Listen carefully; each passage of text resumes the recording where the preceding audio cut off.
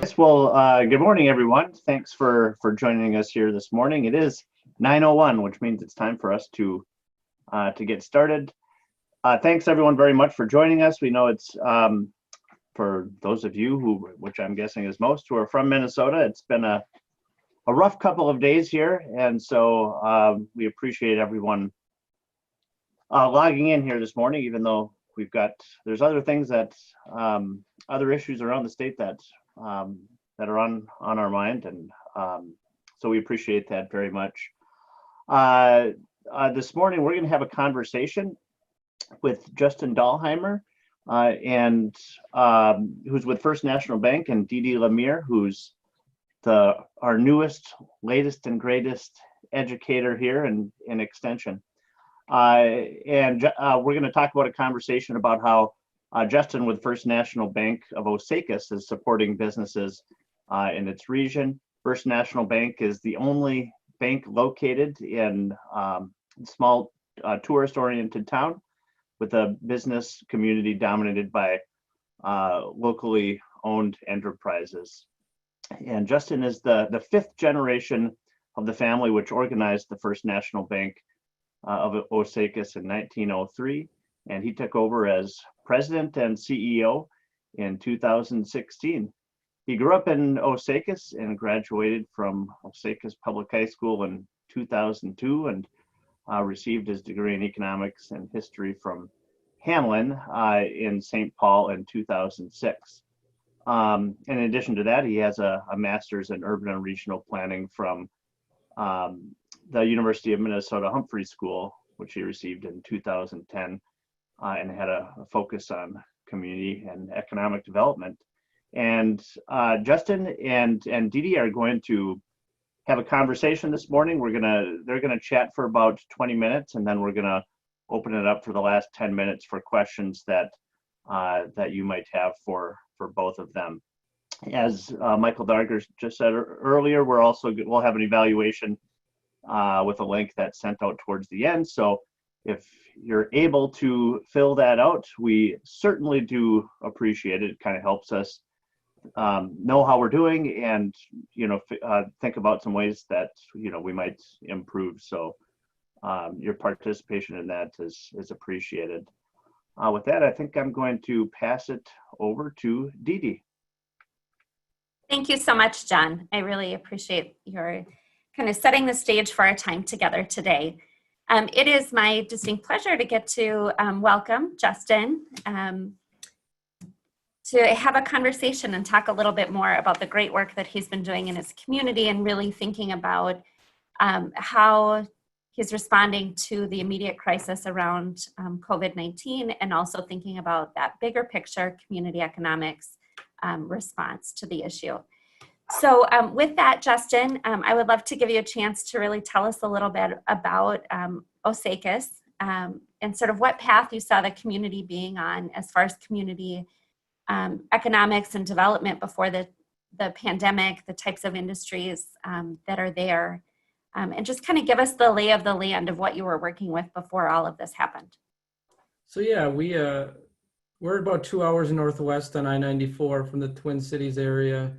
Really kind of a gateway to the lakes, the chain of lakes area near Alexandria, Minnesota. So, in 2010, most of these communities that are small were struggling, just rebounding from the last recession with a lot of disinvestment. There wasn't a lot of resources at the table to do a lot of infrastructure improvements and that sort of thing. And I just finished up at the Humphrey School, and really the timing was perfect for me with a job available at my family-run bank to come back. And when I got back into Osakis, I just kind of realized that the community that I grew up in wasn't as vibrant as what I remembered it to be. So, it spent probably 3 to 4 years really just getting to know people, re-emerging into the community into different fashions, joining boards, becoming involved in whatever way possible. I was even on the fire department for about 6 years.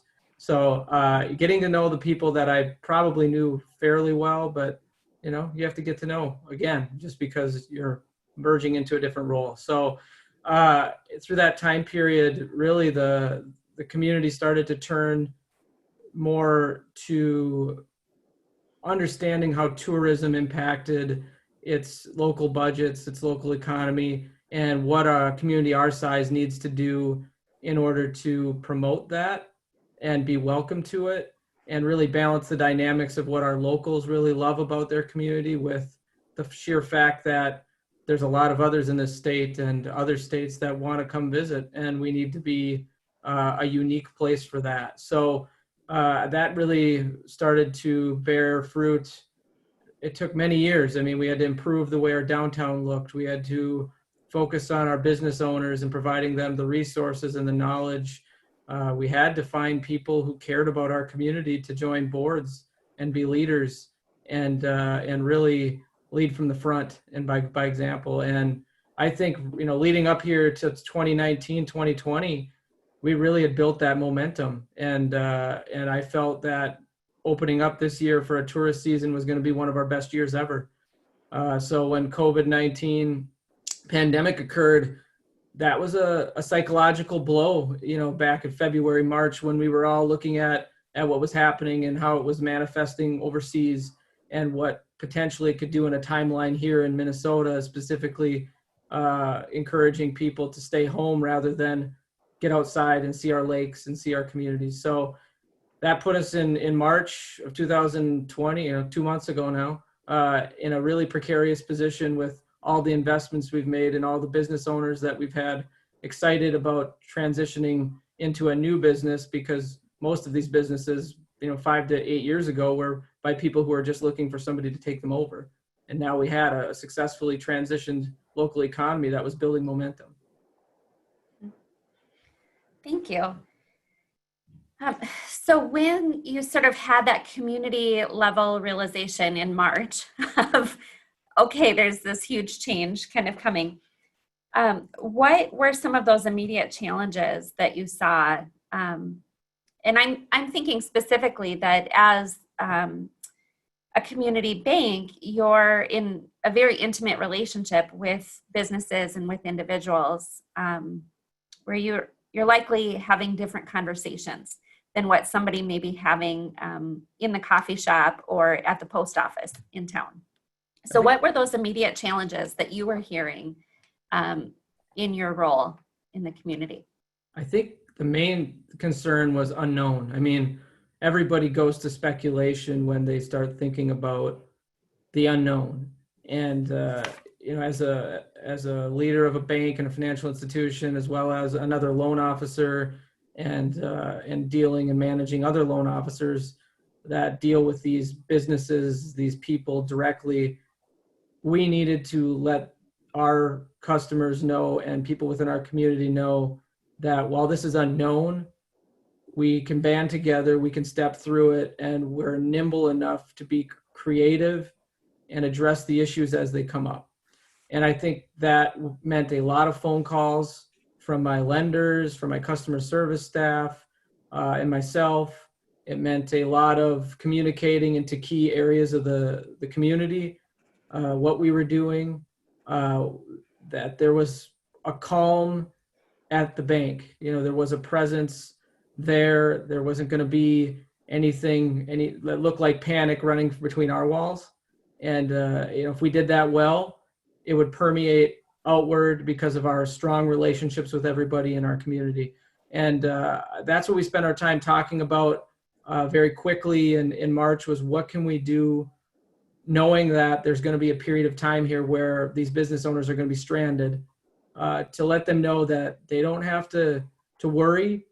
They can reach out to us and we will give them all the support possible. And hopefully we can get through this time period and come out closer, in a more trusting relationship than, worrying about what's going to happen and in specifics to their own financial situations. So that initial thing we talked about was the psychological effects of this.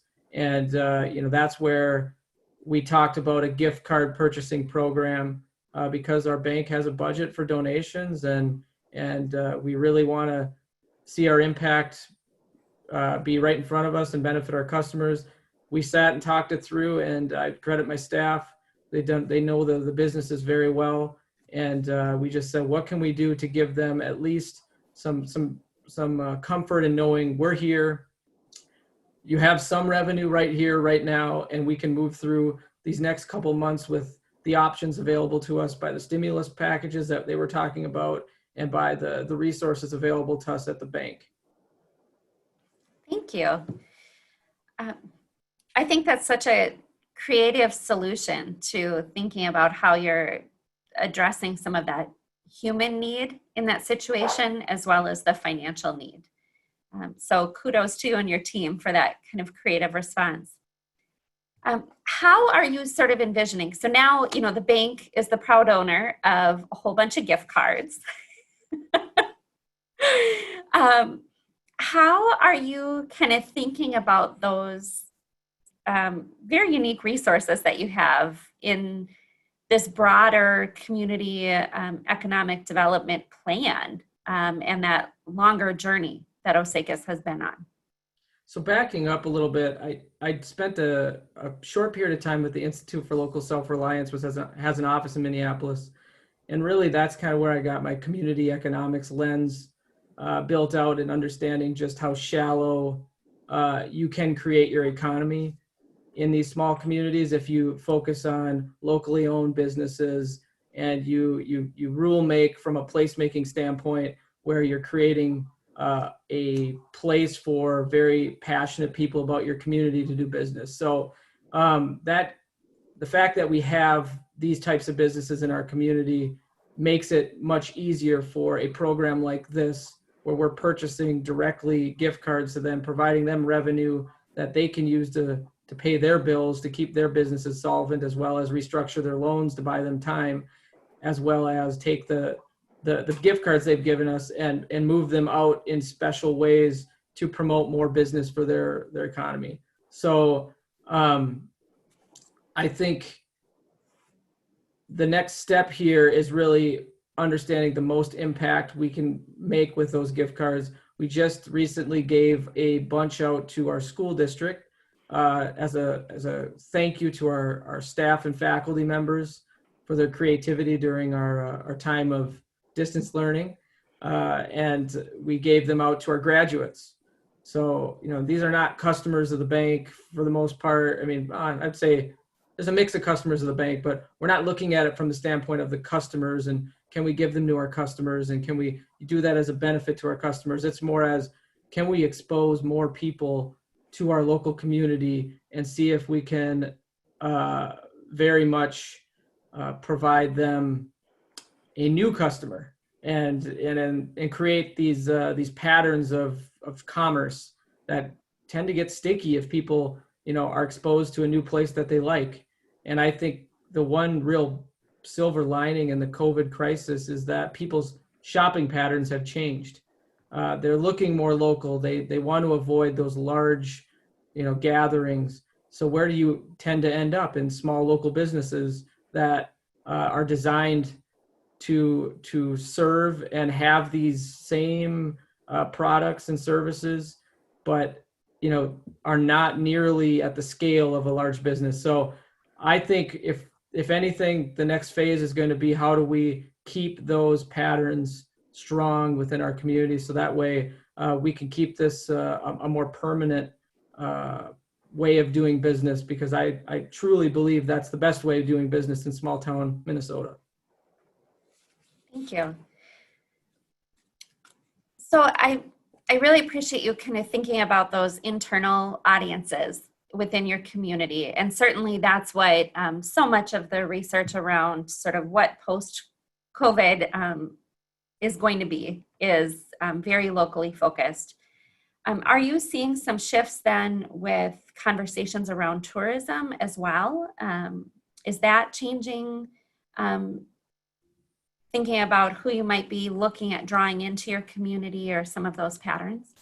From a rulemaking standpoint, you know, the Airbnb and VRBO, vacation by rental owners, movement in the last 4 to 5 years, I believe, and I've been a proponent of it within our community, that it provides a little more sustainability in your tourism economy, because you're spreading out the amount of owners of lakeshore property and places you can visit, and making it a lot of these owners this is supplemental income. This is a secondary home. This is something that can really survive shocks to the economy, unlike our large resorts. Osakis used to have upwards of probably 14 to 20 resorts, and now we're down to probably 8. And a lot of them went to the co-op, privatization, homeowners association route.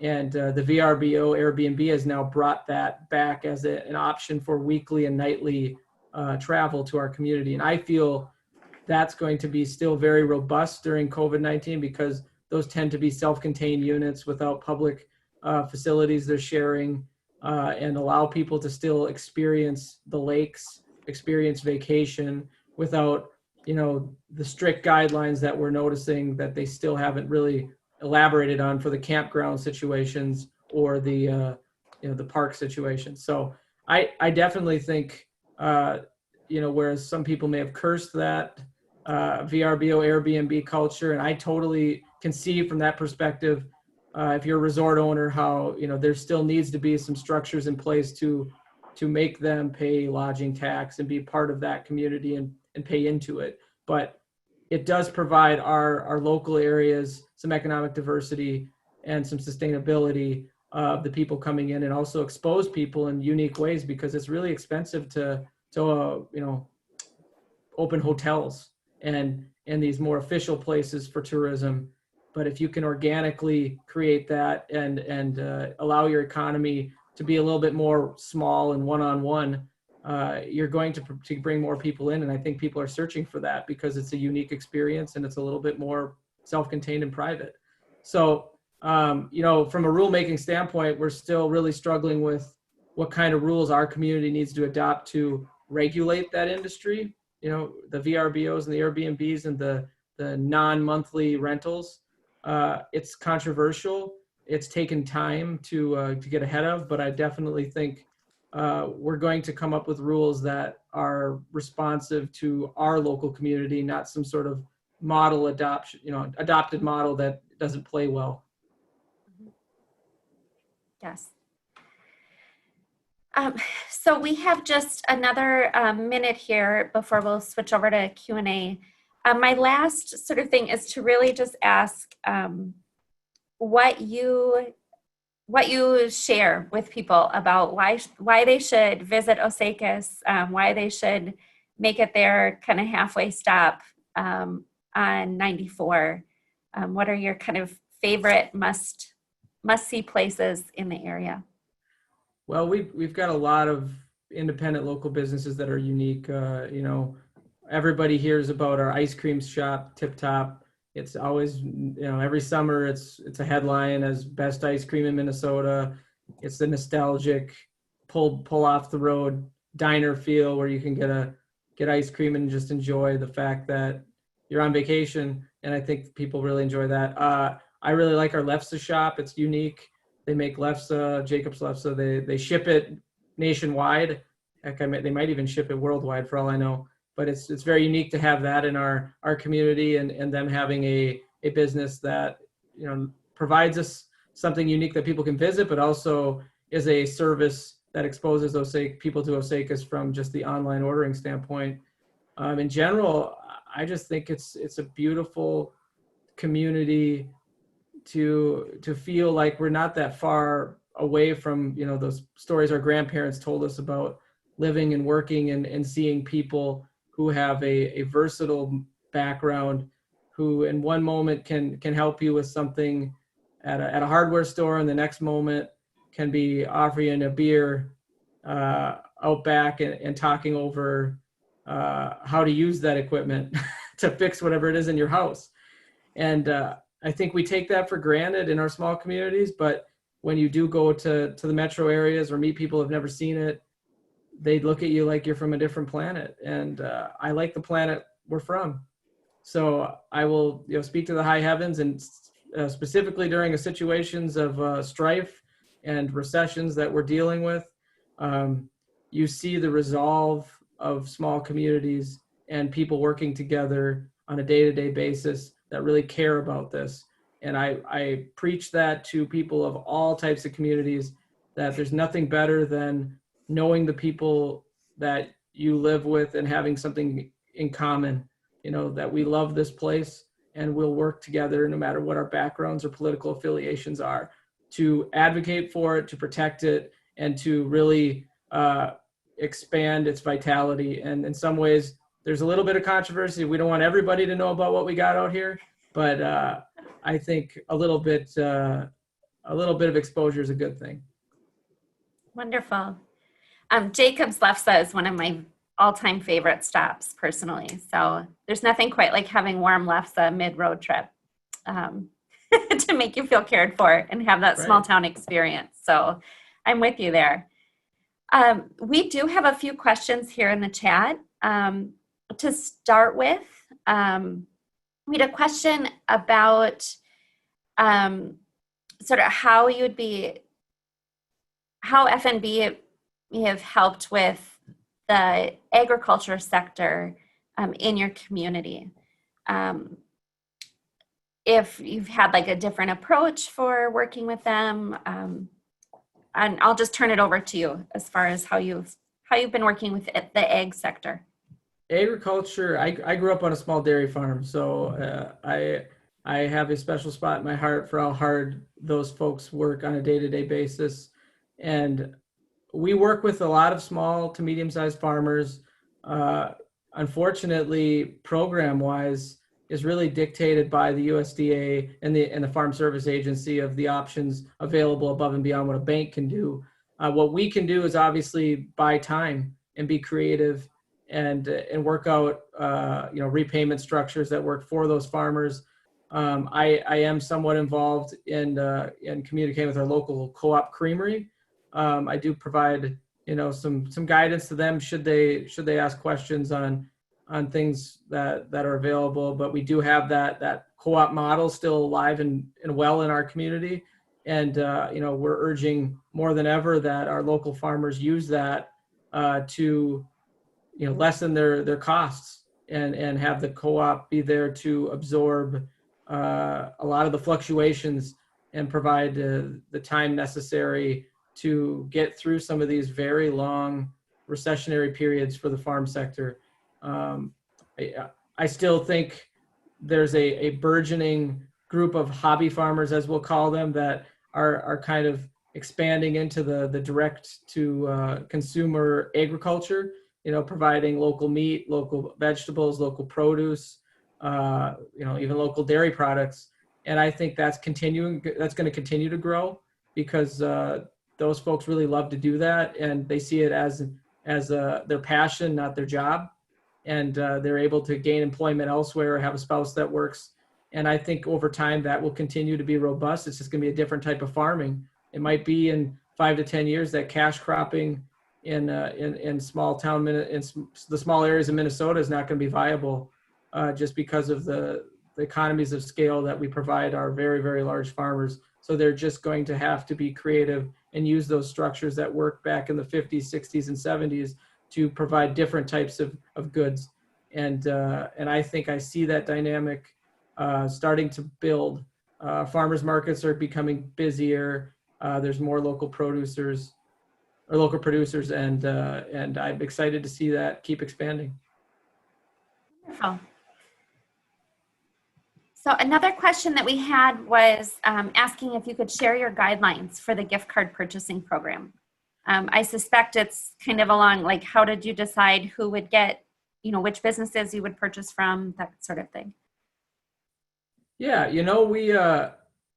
we were very focused on retail-oriented businesses that were going to be directly impacted by the shutdown order, the stay-at-home order.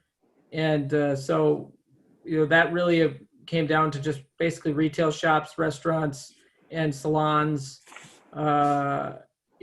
places of very small ownership.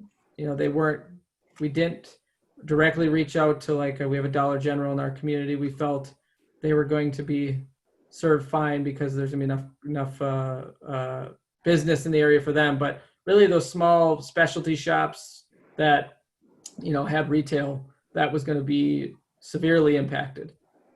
And, some of them had a very good period of time over those 2 months and probably didn't need our gift card purchasing. Some of them were very thankful of it, but I'll reflect back on the fact that psychologically, that moment in March, none of them thought they were going to have a good period of time. And that's what we wanted to reach out to. We didn't really, care so much of estimating that this type of business is going to do better than that type of business. It was all types of businesses that fit in that bucket of going to be impacted because they can't use their business the way they intend to, or people are going to be discouraged to come out of their house and utilize things from them, or they're tourist oriented.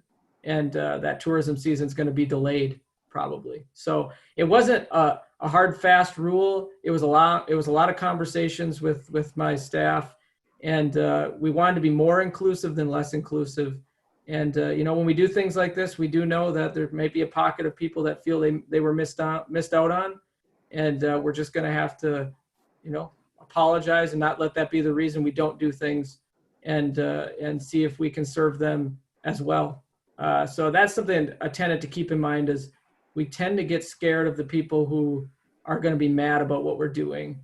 But we need to have the backbone to stand behind what we're doing and the intent of it. And if there are people who suffer or feel like they were left out, we should be allowed to say we're sorry and try to make that right. And I think over the last few years, we're able to lean on the trust we've built because we're not doing things that are self-serving. Thank you. I think that leads in really well into the last question that we have posted. And it's just asking, what are some of the ideas that you're considering for what's next? Beyond this sort of gift card project, what other ways are you kind of looking at investing in the community, whether it's financially or with the human capital in Osakis? Yeah, we're a staff filled with great ideas, and oftentimes we're talking about things we don't do many times, and we're just drawing back on them. But I think one thing that's really gaining momentum is this idea of community education, in a different mindset out in rural Minnesota. Community education as it stands as being more of a place to educate our business owners, a place to educate our younger customers that are in school about entrepreneurship, and providing that flavor to our community, and making the bank maybe more of a leader in cultivating that, and taking the time to show these people that have passions that they can explore them, and they might lead to something that's very unique to Osakis. But I think we're learning that we need to provide a space for that, and we need to lead in that way, because it's very difficult for our school to take that on. They've got all kinds of things that they need to do. If we can invest some of our time and resources in the connections we've built to provide more of a place for learning about financial literacy, a place to learn about how to run a business, a place to learn about how to, learn how to do things that are as simple as even home ownership 101. They're all great things that will provide more value added to our businesses, and provide the likelihood that some of our people will go somewhere and come back and take a business to the next level. So I really think that we're going to invest some time into that. There's some financial aspects to growing into a space like that. A community financial institution designation is something that we may explore with our charter, and that will allow us to bring in grant money into our community. And I know that's a long-term part of this strategy, but it's really something that I think will continue to create place and space that is unique, and carry that into our strategic plan that we're doing as a community. We started our comp planning process this year. So we're just trying to really build on that momentum and tie together those connections, and try to level up in terms of the institutions that we can build. I mean, the model that really found that's compelling in rural Minnesota specifically is, I don't know if you know Jonathan Davis. I believe it's Jonathan Davis. He started the New York Mills Culture Center and has done a lot of great work down in Lanesboro, Yes. Minnesota. And I've always been an admirer of how he has built unique institutions that have perpetuated the local community and the local flavor of the community. And, you know, he's not in those communities anymore and they're doing well. And I think that's the model that I keep coming back to in Osakis, and that, you know, it's potentially the bank's responsibility to get us to that place where we have a self-sustaining culture that has a institution that is in charge of it and incorporates people that are passionate about it. And I can tell you emphatically, I'm surrounded by people in my bank that are those people. They care about our community, and I love what we've built. So I like to keep that momentum going. Nice. Well, thank you so much, Justin, for your time. I feel really inspired to come and visit as soon as that's possible and try out the ice cream shop and see what kinds of new things are happening in your area. I really appreciate you sharing your perspective. This is the first time that we've actually had a banker as part of our conversation, and it's definitely a unique perspective to have. With that, I want to hand it back over to John Bennett, my colleague, and we can kind of wrap things up. Yes, thank you. I also appreciate it, Justin, and I've never made a left stop before, so I'm going to put that on my list. When I'm on 94, I've got to make a left stop, so that'll be a fun family trip. I want to make sure we honor people's time here. It is a couple minutes after 9:30, and we do promise that we have a 9:30 soft stop. We can keep chatting here for about another 10 minutes. Justin, if you're willing, and DeeDee, if you're willing to do that as well, if people do have questions. So we did have one more question from DeeDee, who's asking, how's the town doing with all the COVID stuff going on? Are people healthy, and is that having any more an unusual effect on Osakis than you might notice in other towns in Minnesota? Yeah. Or how's the overall attitude, I guess? I think the anticipation is probably where we're at. We're a healthy community. We don't have a large amount of factories right in our community. So, you know, the places we're concerned about are, you know, definitely the schools, which are out. So there's not kids congregating there, and they haven't been obviously since March. And then our local community, our nursing home, which to my knowledge is doing well, and they have great rules in place and great procedures. And we're just basically monitoring the way everybody else is. I think the things that are on the top of our mind is reopening businesses, and as well as our own lobby. Our lobby's been restricted since April, and we're trying to move forward in a way that is honoring what we need to do to keep everybody healthy. So we're good right now. I think I went live and say there's some trepidation and understanding because, you know, we're not in Minneapolis or St. Paul where they've seen more of the peak of this disease. We're definitely on the fringe of it and probably going to have an upward trend here, and need just to understand what our resources are available to us to be knowledgeable and do things that mean well for our community, which we do. I'm on the city council. We have many meetings about how we're handling things. And I think tourism is definitely the big unknown, is when people are moving around more, what does that look like? But I feel more confident than ever with the amount of information and the amount of experience that people are having in other communities, that we can do the things that are working, and you know, science will prevail eventually and give us the confidence that the new normal is maybe going to be more like the old normal. Well, hey, Justin, Michael Darger here, and because this is the Retaining Businesses During the Pandemic special webinar series. By the way, I just wanted to give a shout out because we do have some non-Minnesotans here. I thought Becky was the farthest away because she's from North Carolina and she took our business retention class this spring, but the DeeDee is from India, And so we have an international gathering here. And so you're talking to the world here, but most of Minnesotans. So, but the question, Justin, later on today, I'm giving a webinar in East Central Minnesota, and they're thinking about business retention and expansion. What are your thoughts with respect to, how many businesses are going to make it out of this thing? Because we just passed 100,000 Americans have died. We know that some businesses are not going to make it out of this. So any thoughts about, maximizing your business retention prospects there in Osakis? I think if businesses were doing well going into the COVID crisis, financial institutions would behoove not to buy them the time to build that momentum.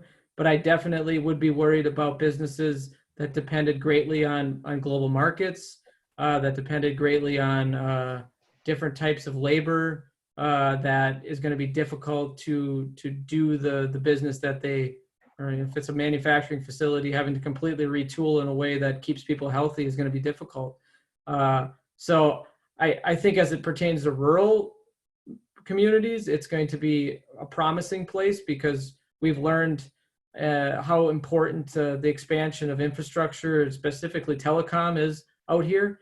And we should be using this time period to really fortify those developments and increase those investments into rural communities. So I think that will bring different types of businesses out to those communities if we continue that investment and make it easy for more of these businesses to be located and have employees that are telecommunicating from rural areas. Because I know that's one thing I've noticed a lot in these last 2 months is that there's a lot of people who work for companies that are based out of big cities, but they're at their second home, or they're feeling comfortable living and working out in a place where they maybe thought they couldn't. And it's going to be very beneficial for our communities to have those types of people living and telecommuting. But in terms of business retention, I don't think retail businesses that are locally owned are going to struggle that much once the opening restrictions are lifted. And I think those owners are very passionate and dug in. But I would be very concerned if you have a lot of corporate ownership based businesses where they're making decisions that aren't based within your community. They're making decisions based on bottom lines, because I do think the bottom lines are going to look fairly poor for a period of time. So unfortunately, for some communities, that's going to be hard.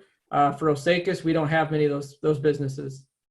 Most of our businesses are small and are locally owned, and people who are Osakis alums, for example. So they're going to be here because it's home, and they're going to do what they can and reimagine their businesses. But I do think, there's a sector of economic development where you're attracting these companies and trying to make your community more open and available to different types of branches of corporate companies. That's going to be challenging because every business is going to be impacted differently, specifically when markets start to normalize and you start to see what the new normal looks like for some of those businesses, because they might not be exactly the same. Well, thank you, Justin. Thanks, Michael, for that question.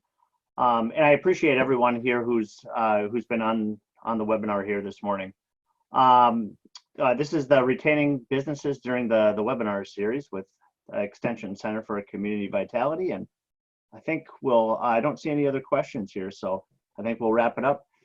Thanks again to DeeDee for asking great questions. And again, Justin, for sharing your story about what First National Bank is doing here in Osakis during this time. And also a special hand to Michael Darg, who's been in the background doing the tech stuff here. So we can't pull off these webinars without multiple people here on deck. So with that, I'll say good day, everyone, and we hope to see you at our next webinar. And before you go, please do click on the link in the chat to the evaluation. Again, those are important to us. So thanks very much and have a good day. And I just want to say thank you guys for having me. You guys do a great job. And I've been to some of the extension webinars, not webinars, when you guys actually did them in person. really early on in my career at Osakis. So I appreciate all the work you guys do. It really means a lot to these communities. You're welcome. Thank you. Appreciate that. Thank you.